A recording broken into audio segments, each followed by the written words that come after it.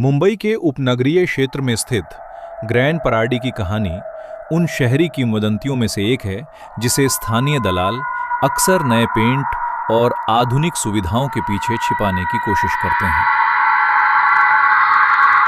साल 2021 में अजय नाम के एक 40 वर्षीय व्यक्ति ने इसकी 7वीं मंजिल पर एक विशाल 3 BHK फ्लैट खरीदा। 1000 वर्ग फुट के इस घर की कीमत अविश्वसनीय रूप से कम थी। एक ऐसा सौदा जो वास्तव में एक चेतावनी होनी चाहिए थी। वो एक उमस भरे मंगलवार को वहां रहने आया। कचरे से भरी गंदी सीढ़ियां चढ़ते समय उसने सोचा कि इन मंजिलों पर कोई क्यों नहीं रह रहा है और यहां इतनी गंदगी क्यों है। वो बहुत उत्साहित था, इसलिए उसने इन विचारों को झटक दिया और तय किया कि शिफ्ट होने के बाद वो पूरी सीढ़ियों की सफाई करवा देगा।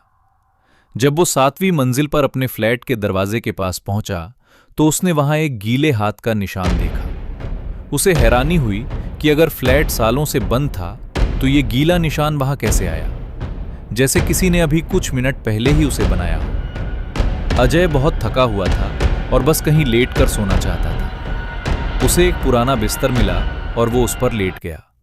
रात होते ही फ्लैट में एक अजीब सी खामोशी छा गई जो डरावनी और बेचैन करने वाली थी। वहां किसी चीज के सड़ने की दुर्गंध भी आ रही थी, शायद कोई मरा हुआ चूहा या पक्षी। जब वो लेटा हुआ सोने की कोशिश कर रहा था तभी उसकी नजर छत पर पड़ी और वो डर के मारे उछल पड़ा। उसने दरारें पड़ी छत पर एक गीले पैर का निशान देखा। किसी जूते का नहीं, बल्कि एक नग्न और सूजे हुए पैर का। देखते ही देखते वो नमी नीचे की ओर वाष्पित होने लगी, जैसे छत की गर्मी उस निशान को जला रही हो। ये ऐसा लग रहा था जैसे किसी ने अभी अभी वहां पैर रखा हो। लेकिन छत पर उल्टा और सिर्फ एक पैर पर कौन चल सकता है। रात के 3:15 बजे अजय की नींद अचानक खुली क्योंकि कमरा असामान्य रूप से ठंडा हो गया था। सन्नाटे में उसे गलियारे से एक गीली और लयबद्ध आवाज सुनाई दी। ऐसा लग रहा था जैसे कोई फर्श पर भारी भीगा हुआ कालीन घसीट रहा हो। हवा में ठहरे हुए पानी और सड़ते हुए मांस की तीव्र गंध भर गई थी। अगली रात उसे दृश्य दिखाई देने लगे। जब वो ब्रश कर रहा था तो बाथरूम का शीशा पूरी तरह धुंधला हो गया। उसने शीशा पोंछा तो उसे प्रतिबिंब में अपने पीछे एक आकृति खड़ी दिखाई दी। वो एक बेहद दुबला आदमी था जिसने दशकों पुराने फैशन के कपड़े पहने थे। उस आकृति का सिर 90 डिग्री के कोण पर झुका हुआ था जो उसके अपने कंधे पर टिका था।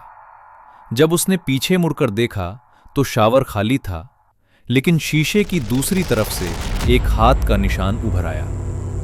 अजय बुरी तरह घबरा गया और डर के मारे चिल्लाते हुए बाथरूम से बाहर भागा। उसने अपनी पूरी जमा पूंजी इस फ्लैट में लगा दी थी, लेकिन अब उसे लगा कि उसने गलत चुनाव किया है। वहां कुछ बहुत ही दुष्ट और भयावह था जो उसे वहां से भगाना चाहता था। एक रात जब वो लेटा हुआ था, उसे महसूस हुआ जैसे कोई शरीर हवा में तैर रहा है और गोल गोल घूम रहा है। उसकी गति धीरे धीरे बढ़ती गई और वो बहुत तेज रफ्तार से घूमने लगा। फिर अचानक वो झपट्टा मारते हुए सीधे उसके मुंह और गले के अंदर समा गया।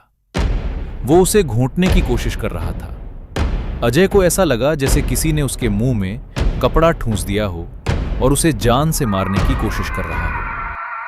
तभी उसे वही सड़ा हुआ शव दिखाई दिया।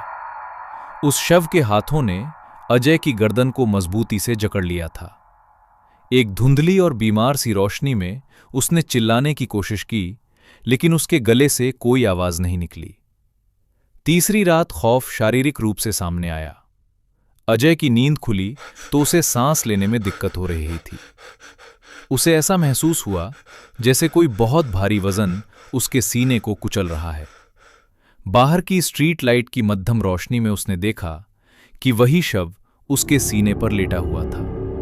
उसे ऐसा लगा कि उस लाश का भार उसकी पसलियों को तोड़ देगा और उसके दिल और फेफड़ों को कुचल देगा। तभी एक आवाज सीधे उसके कान में फुसफुसाई, इतनी करीब कि वो अपनी त्वचा पर उसकी ठंडी सांस महसूस कर सकता था। तुम मेरी जगह पे सो रहे हो।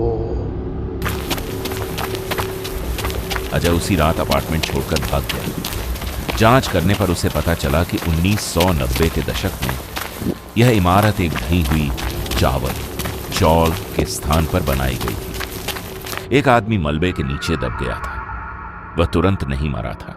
वह 3 दिनों तक अंधेरे में एक कंक्रीट बीम के नीचे फंसा रहा, मदद के लिए चिल्लाता रहा, जबकि भारी बीम की लोहे की छड़ें उसके शरीर के आर पार हो गई थी।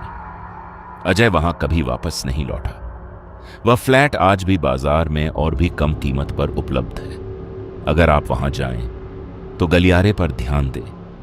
यदि आपको ठहरे हुए पानी की गंध आए और पीछे से श्लिक श्लिक की आवाज सुनाई दे तो पीछे मुड़कर न देखें। बस वहां से जितनी जल्दी हो सके भाग जाएं।